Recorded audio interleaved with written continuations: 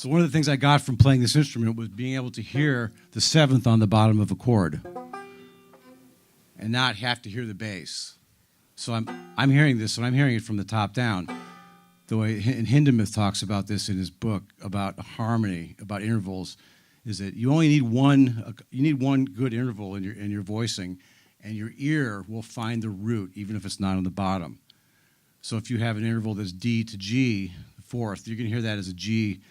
If that's where your head is at the moment, you're going to hear a G major sound, even though there's a D on the bottom. So the question is, on the next one,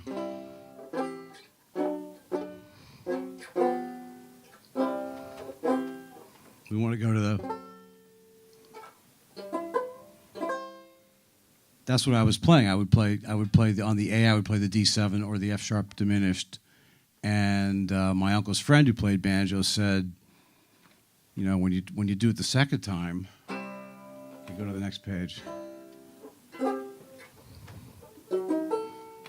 He said, go to another chord. There's a different diminished chord because it goes up.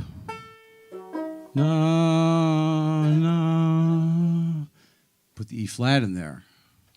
So it is kind of the same kind of chord.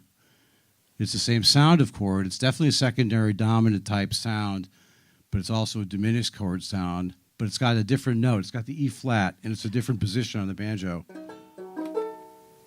That's one position. And the other one has a little different sound. This is more dissonant, actually. Na, and then E flat moves up to the E.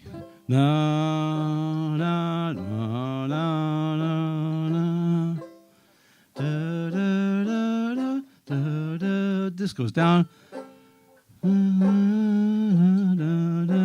Up.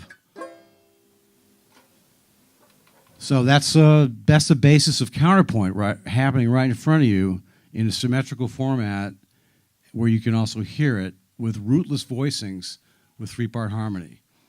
This is what people like John Philip Sousa gave us. This is what Scott Joplin gave us, and Jelly Roll Morton, and Dixieland Music, and eventually Louis Armstrong and Duke Ellington before we became chordal